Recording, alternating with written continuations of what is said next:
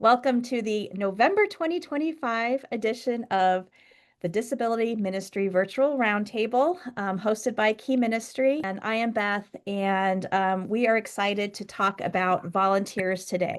Now, we know that recruiting and retaining volunteers is not an issue that any of you have. I'm sure every one of you has plenty of volunteers and don't need any more. No, clearly this is something that every ministry is kind of wanting to learn more about. Hands, how many of you are looking to recruit more volunteers for your ministry? Okay, so a lot of you. So I have some ideas that I want to share with you, and I also have a really wonderful resource to share with you from Barb Stanley from Wonderful Works Ministries. So she was unable to be on this call today, but she shared a really excellent resource. And so maybe we'll start with that. And Lara's going to run that for us. And I think that'll give us some really good, a really good starting place to jump off for our discussion. All right, so one of the things I wanted to share with you, and this is one that I'm kind of embarrassed to say, but I I sometimes forget this step or I don't think of it all the time. Um, but as you identify your volunteer needs, don't forget to pray about it. Like not just pray like, Lord, bring me volunteers, but like really pray through the need, that there are certain people out there that, like God knows who needs to be part of your ministry. And so don't forget that crucial role. Um, Another thing that I want to just like I have to remind myself, but um, there are all kinds of roles that could be part of your ministry, and try to think outside the box of, people in your if you're recruiting from your congregation. Um, there may be people who aren't typically part of your ministry. So, for instance, there may be some, senior saints in your congregation who, haven't been asked to serve in, you know, children's ministry or disability ministry or student ministry in a long time. But there may be a role for them. You may need just an extra set of eyes in the classroom, and maybe they don't need, it's not like a one-on-one buddy situation. Um, or maybe there's, somebody you need help with crafts or something like that. So I encourage you to think beyond maybe your typical volunteer.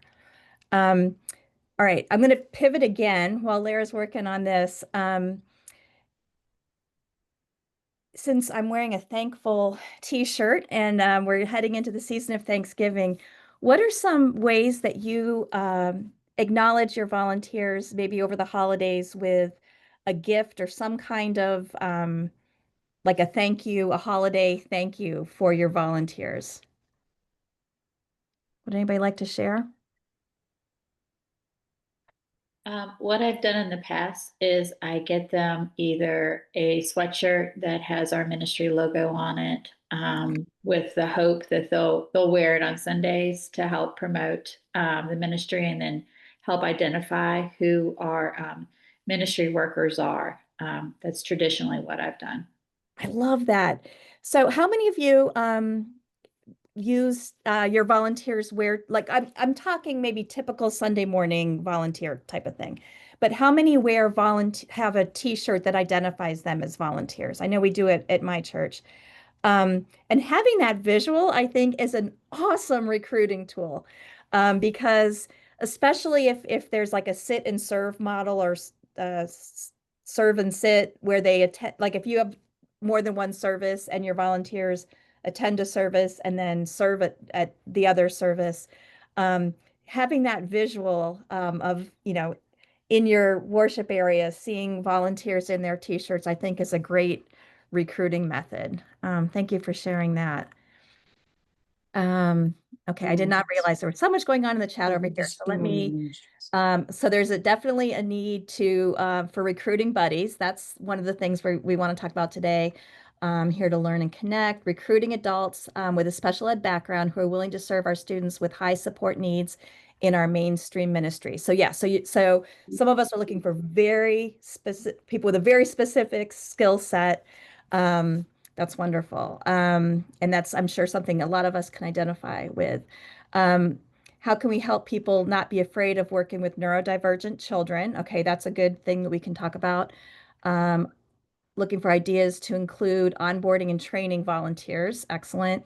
And strategies to involve different church ministries to adopt special needs ministries within their operations and join the movement. Ooh, I like that collaboration.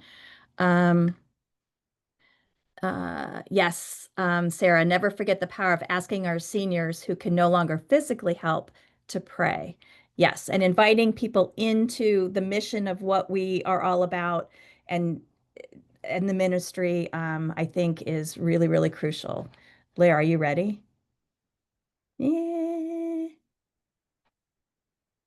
Oh, I think she's going to try it. Give me a thumbs up if you can hear it. Okay.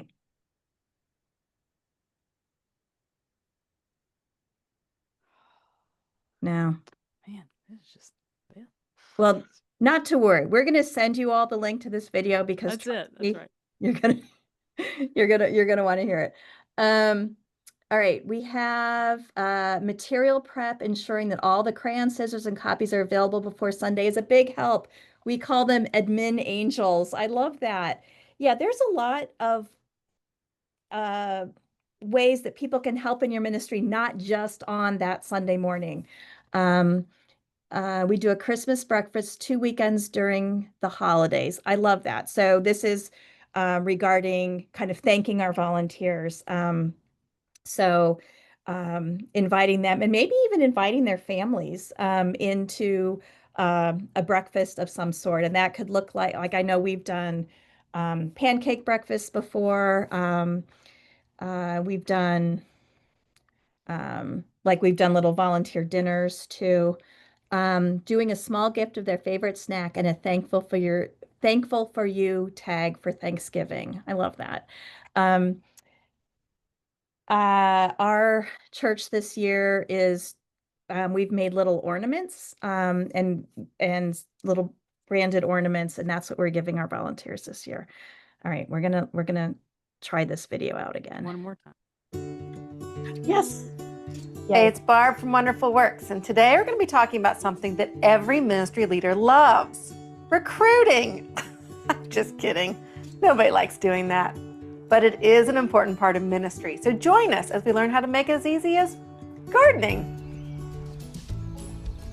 Hey there, wanted to see how you're doing. I heard church was a little tough today. You asked a congregation to help with your ministry and no one volunteered? Ouch. That sounds stressful.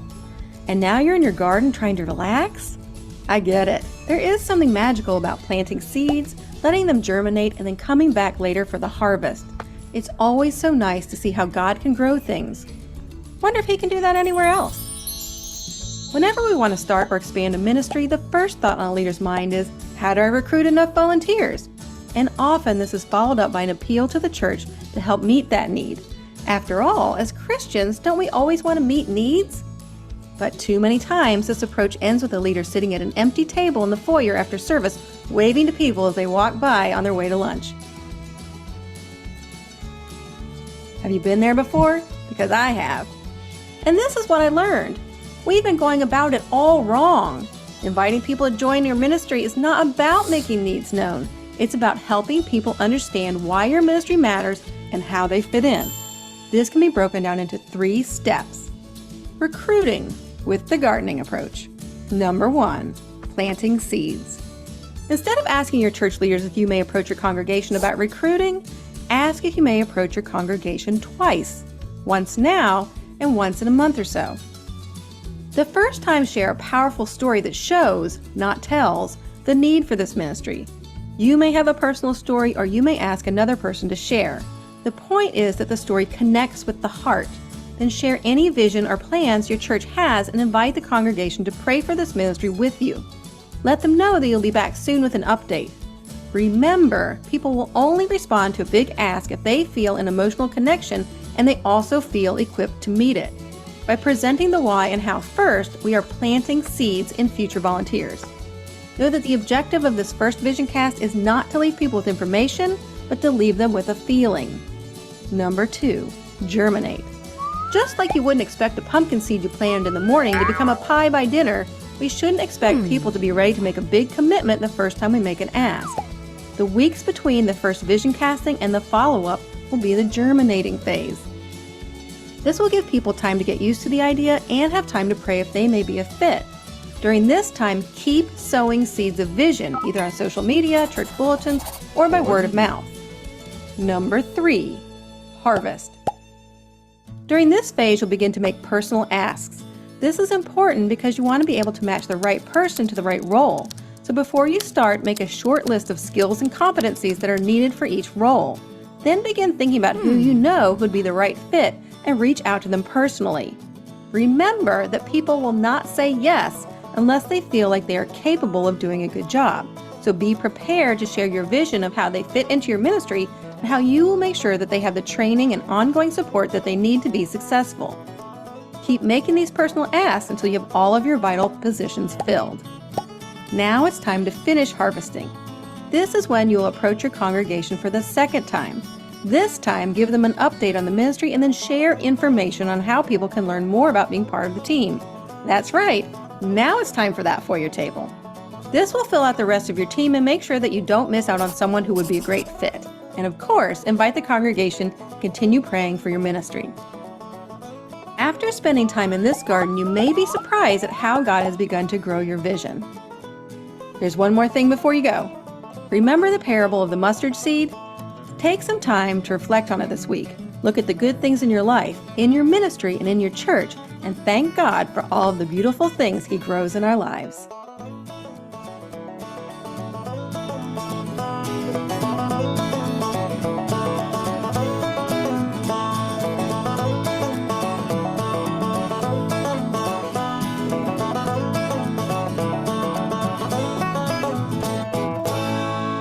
For more recruiting tips, join our Wonderful Works Ministry Facebook group and download the Gardening Approach Talking Points. Thanks for being with us today. Remember, if you like our videos, please subscribe, join our Facebook group, and share with others. See you next time.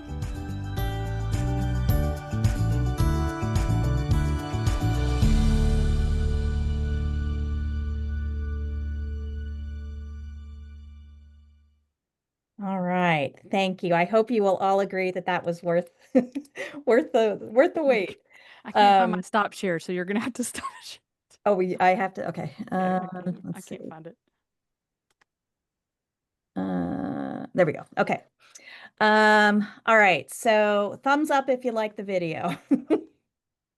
All right. Would anybody like to share a takeaway from it?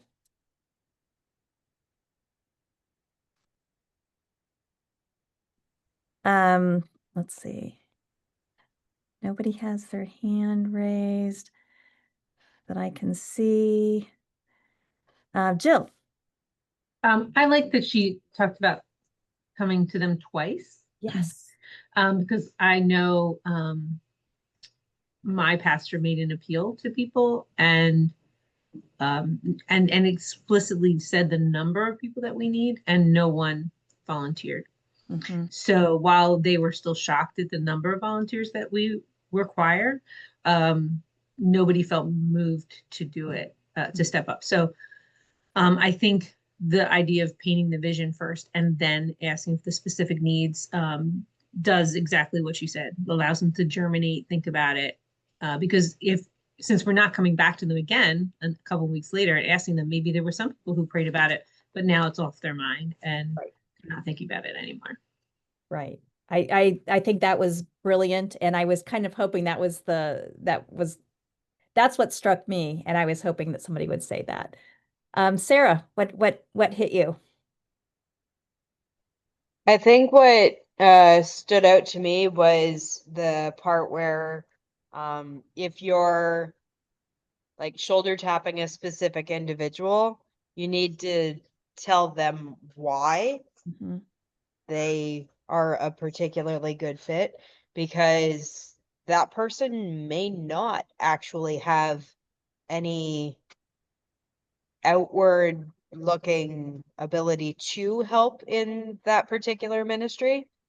So then it helps to share your vision of why you feel like they're actually the perfect person for it. Yeah, I think that's really important. And that was one of my takeaways as well. Thank you for sharing, Sarah. Park. Yeah, I think lead with a story. I always try to tell churches really lead with that family that gets it, that is impacted by it, that loves it. Because if you can lead with that story, then people at church see what it means to them, to that family. And if you can have them come personally and share that story, rather than just a video, and not just a video, but a video, then it makes an impact because it is a person. It is not just an idea of a ministry. It's a solid something that's there that they can see. Yeah, I agree. When people, I mean, people don't know what they don't know, right? And when they don't know that there are actual individuals whose lives are impacted, and it could be the family that's able to come to church because of the ministry, or it could be the way it has changed the volunteer who is serving in the ministry, right? I mean, there are a couple ways we can look at this, but until the congregation sees that and sees the person and learns the name, they might not get it. It's just not on their radar. Thank you for sharing that. Catherine. I wanted to add that there are two strategies that we've been trialing that have been really helpful. One is including the volunteer who didn't know anything, that didn't know how to do it, and how they've been impacted Mhm. in the story, right? The emotional connection. And then also having a volunteer, not somebody who's leading it, but a volunteer who's just like everybody else, available to ask questions of, like to say, oh yeah, and so's, they're here if you've got, you want to really know the down and dirty secrets about like what's going on there. But to having them available can be really helpful as well. I love that. So, in Barb's video, she talked about people have to have that emotional connection. Well, it's very possible that the emotional connection they make is because they see somebody up there as a volunteer, and they start thinking, "Hey, that's maybe I could do this." I love that, and I love having that person available. Again, maybe not the staff person of the ministry or the main leader, but like a just a volunteer who, this was a new experience for them too, but having them available to ask questions of, I think is a really great idea. Thank you for sharing that. Karen. I think I'm going to piggyback off of what Catherine said and what you just said. It's important if there are people who already have experience with, let's say, children with special needs, special education teachers, occupational therapists, physical therapists, or anybody who's had experience, but also letting everyone know that there is going to be training. You're not just going to be thrown in and not know what to do, because there are people who have the heart to do it, but who'll say, well, I don't know what to do. I wouldn't know how to do it. So just that reassurance to let them know that they're not just going to be thrown in. You're not going to be by yourself. You're part of a team. You're going to have somebody with you. You're going to have some training. You're going to know what to do.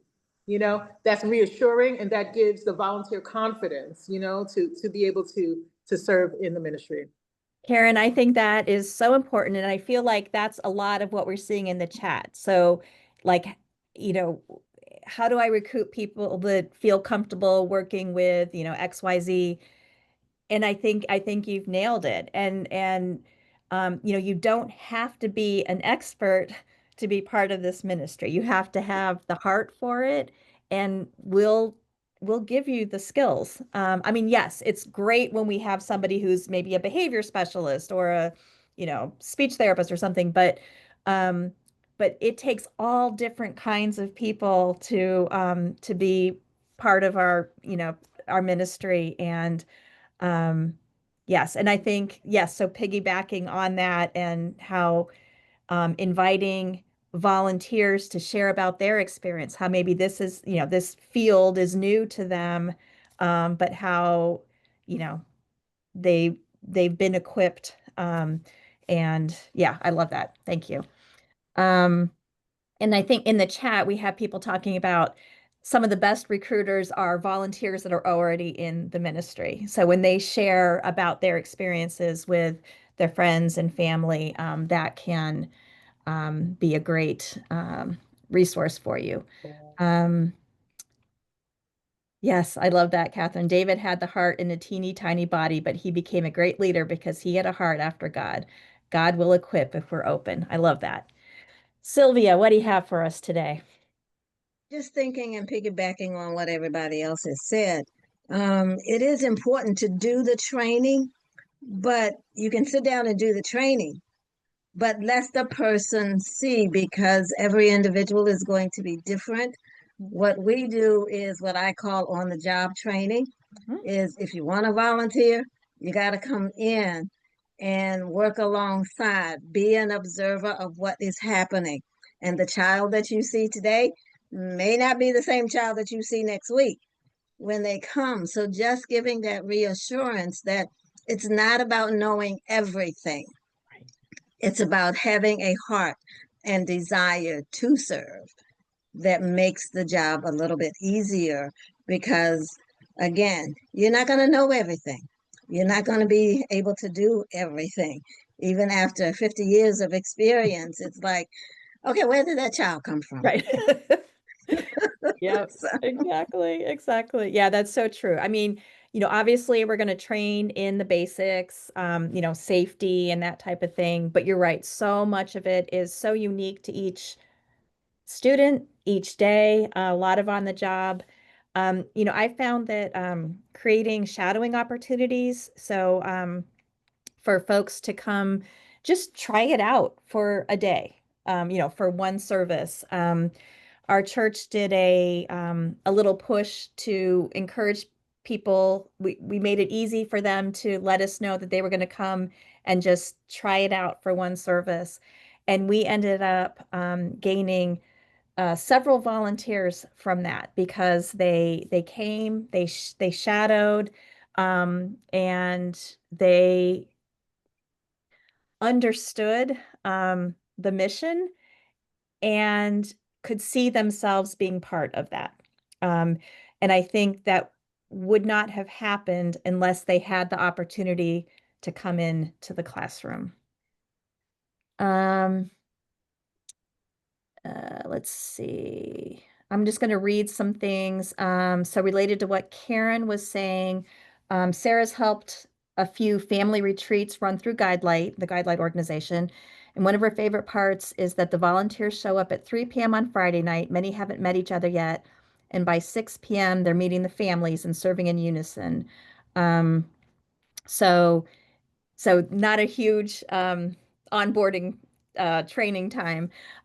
So those involved in top level planning need to know what they're doing, but there's a lot that happens in the moment that's even more important. I think it's a really good picture of that.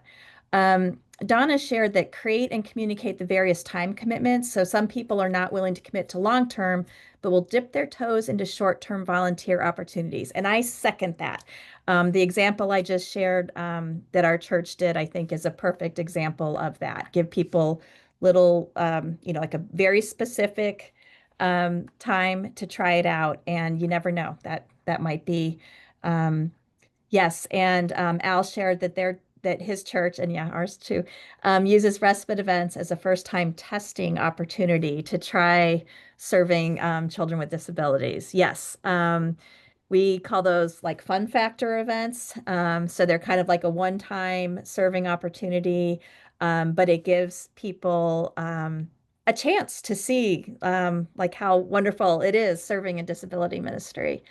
Um, let's see. Liz shared she showed up at a Young Life Capernaum Club thinking she was dropping off her daughter, but she ended up staying one time and then became a volunteer and board chair. She was overwhelmed that first day, but loved it and have learned so much. Yes, and Don shared spending time helping church leadership understand the need is critical. Yeah, so you're not going to get the time like the pulpit announcement or the time to share before the congregation unless your church leadership understands. I'm calling on you. Don't look. Let's see. Mark. It says Mark Armstrong, but you don't look like a Mark. I'm on my husband's computer. I'm Carrie, Yes. but I just wanted to piggyback off of the church leadership. It is really important that we communicate that. We had our lead pastor communicated specific needs from the pulpit a couple of weeks ago, and I asked him to please share that we actually have 2 families that cannot attend until we have these volunteers. And that was kind of hard, I think, to share. But that really, I think, pulled on some heartstrings when you say we have 2 families in our congregation that can't come to church until we have these volunteers. We really need you to step up, because the 2 families that they've had to take a little bit of a respite just because of some behavioral needs. And so we want to see those families come back.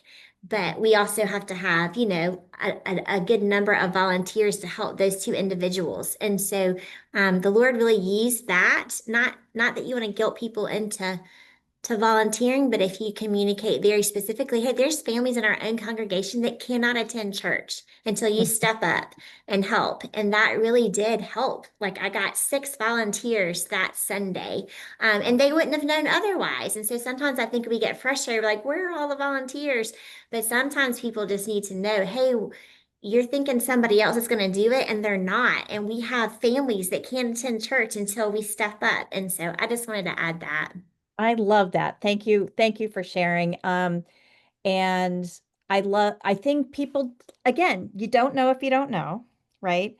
And it's not just, hey, we need volunteers, but like, this is why we're asking for this, because these 2 families cannot be part of our worship service unless we get X number of volunteers.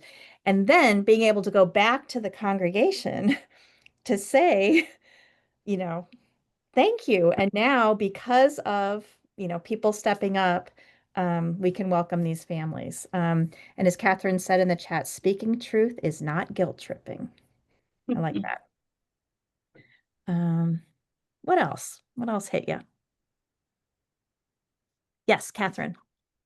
So this is an idea that I just had. Somebody said something and it kind of sparked. I used to work for Big Brothers Big Sisters way back when, decades ago. But coming back to the training part of it, but I don't know if anybody's already doing it, but we're asking people to be buddies. What if we gave them a buddy? What if we gave the volunteer a more experienced buddy so that they knew exactly who they could go to if they started to feel out of their element? Almost like And a then somebody mentoring to kind of thing? process with when things are a little different, but they know who that's going to be. I love that. So like almost like a little bit of a mentoring type of situation. Yeah, absolutely, a mentoring, but also like in the moment, right? Like, yeah. who's my go-to if I really just don't know what to do in this moment? Oh, that's great. Right? Because we know that if we're loving and connecting, we don't get those moments very often. But boy, it is scary when you don't know who's gonna have your back. So Yeah. if we just say, right, a code word, when I do trainings, we have code words when we run camps, right? Hey, do you need a LaCroix? Because we're too poor to ever provide a LaCroix. But that means, do you need a break? Or Yeah. do you need to go get help from someone, right? Like, we have that code word.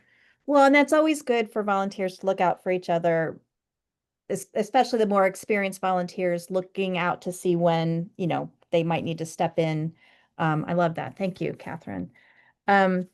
Don shared in the chat, building a missional community should be part of your job description. And I'm not so, Don, I'm gonna go off on this, and maybe this is not what you were saying. So feel free to jump in, but building relationships, even within your team of volunteers. And I realize we are representing all kinds of churches here and all kinds of situations, and we may have little tiny teams, we may have really big teams, but building relationships, building community among our volunteers is like a huge part of retaining your volunteers. Because ministry, as we know, is all about people, but that includes your volunteers as well. So what are some of the ways we can build community within our team of volunteers?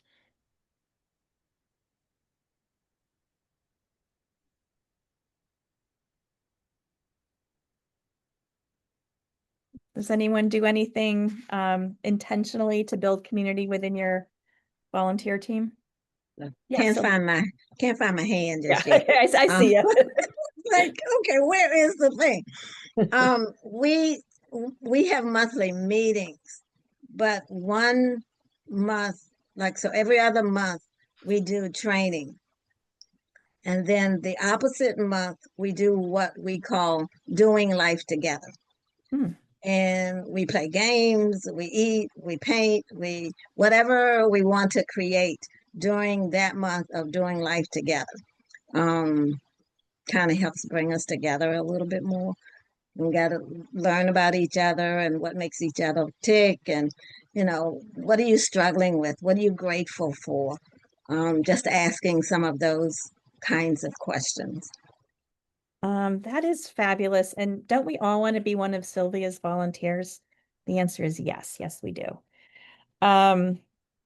Yeah, I think it's really important to give people that time to connect. I'm going to read something from Sarah in the chat and then kind of add to that. Sarah says, provide time and space for debriefing. People are more likely to chat about what's going on if that is part of the culture, rather than if they feel it is a failure because I should have already known what to do here. I think that is super important. To me, what was one of the most impactful volunteer conversations recently with my Sunday morning team is we had a training, and it was like all of children's ministry and disability ministry, and then we gave people time to talk at tables about specific areas of training that we were doing. But it really just gave us a time to sit around the table where it wasn't like crazy Sunday morning, and just talk through some of the things that, ideas, suggestions, concerns, frustrations. And it was so fabulous to get to hear from everybody. It's oftentimes too chaotic on Sunday for people to, provide that kind of feedback. And I think it really brought us closer together as a team, and it allowed every single member to contribute to making our classroom experience even better. So I totally agree with you, Sarah, that we need to provide that space. And Sylvia, I love how your team does it. So, intentional training opportunities, but then also just doing life together opportunities. Joel, let's call on you, and then I'll go back to the chat. I'm gonna go. I love this discussion. I'm not part of staff or volunteer within our church, so I think a little bit outside the box. I have offered to help with parents, and so far they haven't picked up on that, but that's okay. I have plenty to do, but I want to think outside the box for a minute in the context that how I got involved. My heart is for parents, and that's one of those volunteer things that can happen, right? Not just Sunday school. It was because our son was diagnosed with a developmental disability, and the life experience. And my guess is there's a lot of people in the congregation that don't believe they have a community. They don't know that they can connect because of those issues, like there's two families that can't come, right? And so I think maybe part of that conversation is with leadership. How do we empower the people in the church to know that they're seen, they're heard, they're loved? Mhm. And I would have stepped up in a second. Yeah. Yeah. To know that they can come, that they can be heard, they can be, et cetera, et cetera. So that's just my 2 cents on. Yeah, and thank you for sharing that, Joel. And I think that ties into some of the things that I'm trying to skim the chat over here, but there's some discussion about, making sure that we are not silo ministries. And I think part of that is, making sure that, we are connected to the entire church body and understanding, how we can support other ministries in the church, how, other ministries in the congregation can support us. And so eliminating those silos, I think, it speaks to what you were saying and to some of the things that I see going on in the chat. So let's see. Yeah, so there's we're talking about some silo-based things in here. Let me read from Gary. Leaders in our adult special needs department have really developed into a tight-knit group. We built some of that through our leader meetings, which always have food and give time for volunteers to share wins and challenges. I thought it said wine and challenges, wins and challenges. An annual Super Bowl party that we started many years ago helped to build that. And now one of the couples has really taken on that leader connection/care role and invites us over in the fall so that we have 2 fellowships each year. You know what? Some people are really, really gifted in hospitality and, mentoring, that kind of leadership. And wow, if you can find those people to kind of support your ministry and bring people together, that's amazing. Let's see. So Christina's asking, is it wrong to have a mission statement and core values for special needs ministry within the children's ministry that already has a mission statement and core values? So I think what I'm reading here is, can you be like, could your like disability focused ministry have a more specific ministry than the overall children's ministry? Is that kind of what I'm hearing? I don't want both ministries to be siloed. Yeah, for sure, for sure. We don't want, yes, contradictory. We don't want silo. Does anybody have any thoughts on what, or if Christina wants to chime in here? Yeah, Charla. Still muted. Sorry, forgot I had to unmute. One of the things I feel like so often, like when I am consulting with people, is the goal. Like I think it is really, really important to have a goal. And I think you can call that a lot of different things, like you could call that a core value statement. But I think just having a goal for your disability ministry is so important. For our church, it's for the sake of the gospel, that we are building relationships, that we are intentionally, sharing the gospel. It's all for the sake of the gospel.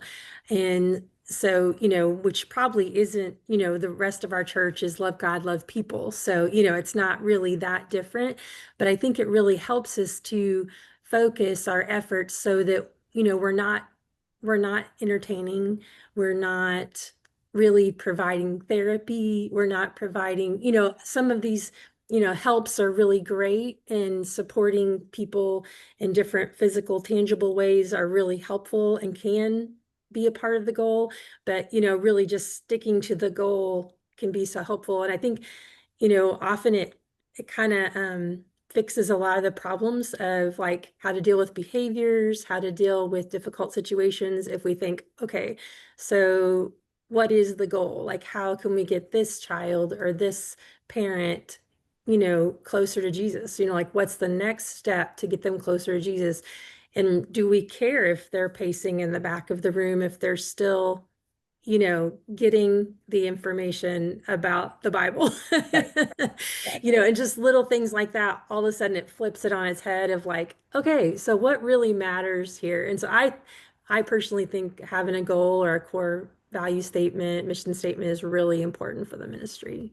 Yeah, that's good. Thank you. And I'm going to read, Sarah said, if children's ministry is, quote, reaching children to further the kingdom of God, there's nothing wrong with the disability ministry having, quote, providing an environment where children are reached according to their needs to reach them for the kingdom of God. So it's just adding that little extra support piece in there, but keeping the main thing the main thing. And yes, so yes, I mean, our overall mission should be to share the gospel and, as Catherine said, nurture children in their faith journey. That's great. Discipleship, yep. Oh, I love that. Disability inclusion should be a pearl inside the oyster, not a separate oyster. Oh, that's beautiful. Love that. All right, let's see. Who else? And does anybody have their hand raised? Lara, help me look through the screen. There's so many.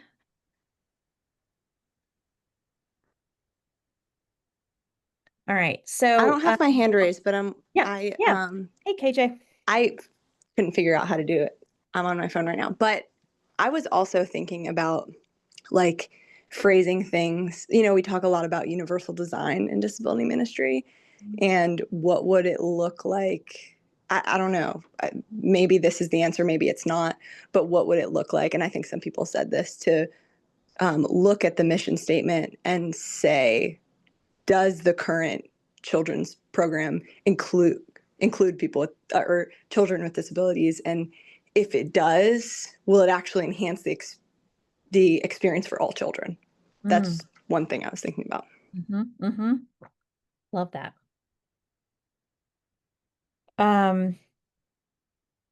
So we didn't talk too much about retaining volunteers. Well, we sort of did. So we talked about training, equipping.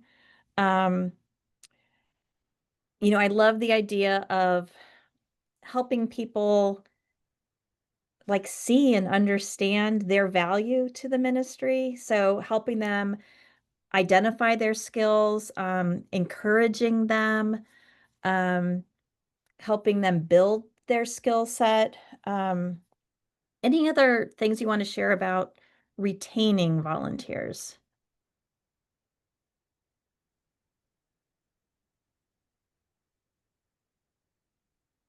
So I'm seeing relationship building is key to volunteer retention. Agree. Yeah. I mean, being part of something is huge. And, like earlier we were talking about when everybody's wearing the same t-shirt, that creates that sense of community, being part of something. Yeah.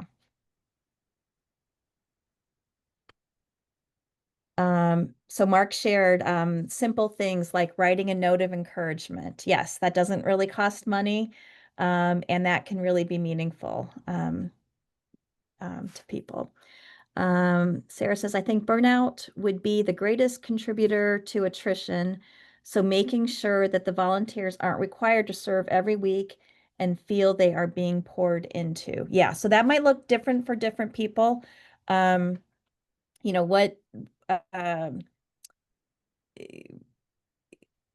People have different levels of how much they want to serve or what they feel like the expectation should be.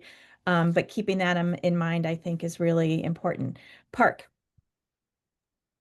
Well, also making sure that they understand what the commitment is on the front end. So, hey, we're asking you for a 2-year commitment at, maybe twice a month, or, kind of making those things very succinct so that people know what they're getting into rather than just, oh, you're just going to serve until you don't want to serve anymore. And then talking about it as you get close to their 2 years or as you get close to the time, and just making that an ongoing conversation. Mm-hmm, mm-hmm.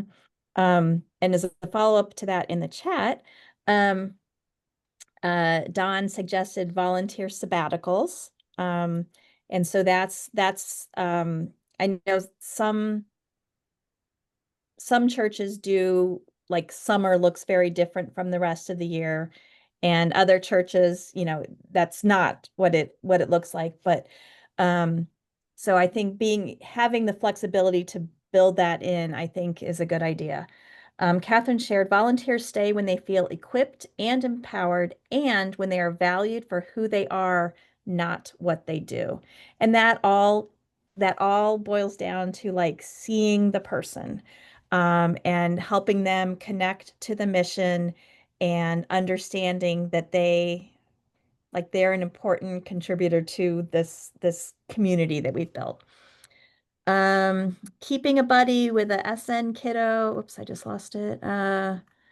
Consistent is so important for the special needs kiddo. Some kiddos don't do well with change in buddies. Communicating that this role is important and why for the kiddo is good.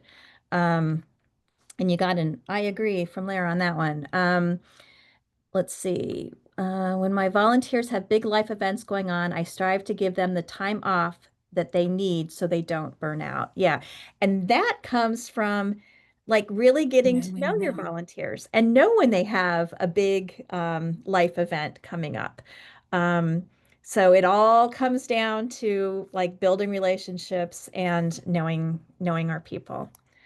All right. Any last, I mean, that's a pretty good one to end on. Any last minute other things to share?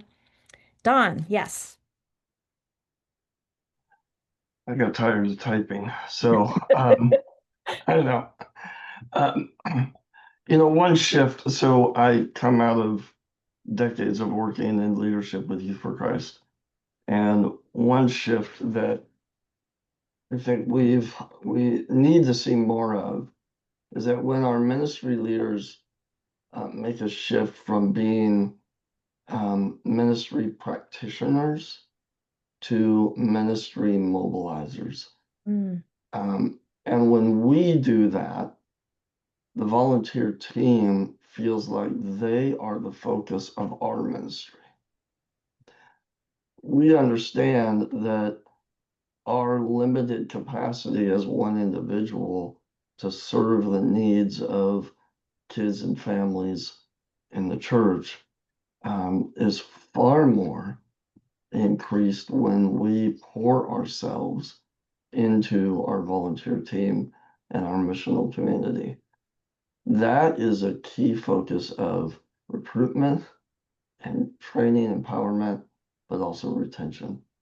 Because when volunteers, when our team feels like we are investing in them as a key part of our job and our job description, they stay, they take on more leadership roles. It's amazing when that happens.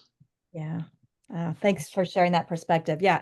It is really cool when, like, you start to see volunteers kind of emerging as leaders themselves. That's a pretty cool thing. Thank you. All right, I'm going to head over the chat because it's blowing up over here. So we're talking about, we talked about volunteer burnout, so giving people a break, and yet the importance of consistency with buddies. So there's a little tension there. So Janelle shares, to avoid volunteer burnout, rotate up to 2 assigned volunteers for 1 child. Example, Charlie knows he has Fred or Joe as his buddy. Charlie knows both and is consistent with both. Consistency is key. There is no established group of kids, identified or otherwise, who are disadvantaged by structure, but it is also important for them to know ahead what is generally accepted. For example, let the child/family know ahead that volunteers work on X rotating schedule. For example, print out a list, and there's some examples of, communicating with the family who the buddy is going to be. All right. Thank you, Catherine, for thanking us for getting through our our technical difficulties in the beginning. Rebecca shared she's facilitating a virtual roundtable starting just after this on managing holiday stress for church leaders, educators, and families related to people with disabilities. And you can join. It starts in 5 minutes. The link is in the chat. And Juliana shared her takeaway, the importance of fostering a relationship with volunteers, checking in with them regularly, personally and support-wise, and expressing gratitude for their services and love for our families. Juliana, I love that. Thank you. That's a great takeaway. Liz's favorite takeaway, have a code word like, do you need a LaCroix? This allows a buddy to take a break without the child/person being served feel they are a project or a thing that needs someone needs to get away from. Yeah, I think Lara and I needed a LaCroix earlier on in this roundtable. That's gonna be our code word from now on, Beth. Yeah. Okay, idea, have a conversation or text each volunteer after to check in and see how things went and how you can help. Yeah, and I think establishing that like friendly, caring conversation so that nobody feels like they're being like they felt like they did something wrong, right? And I forget who brought that up earlier. One of you did, but thank you.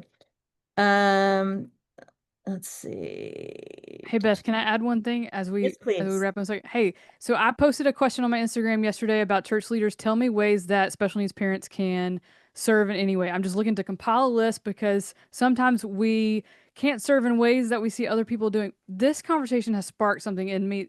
Give special needs parents your list of volunteers and just say, here are all the mailing addresses. They can write notes from home.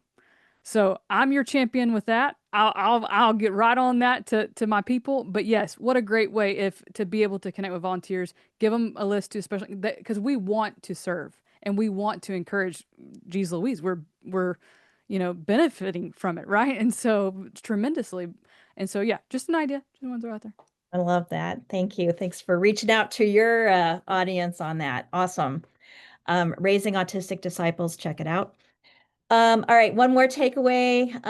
Kristen shared creating a space for debriefing and trying best to empower volunteers instead of jumping in always to insist. Love that.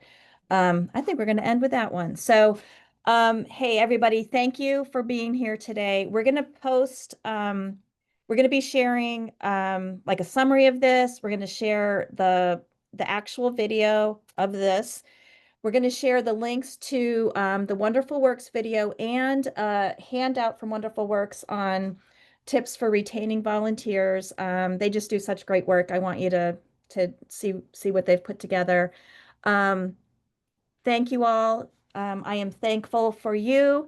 We're going to take December off from Roundtable, but we'll be back in January. Appreciate all that you're doing. Have a wonderful holiday. Bye.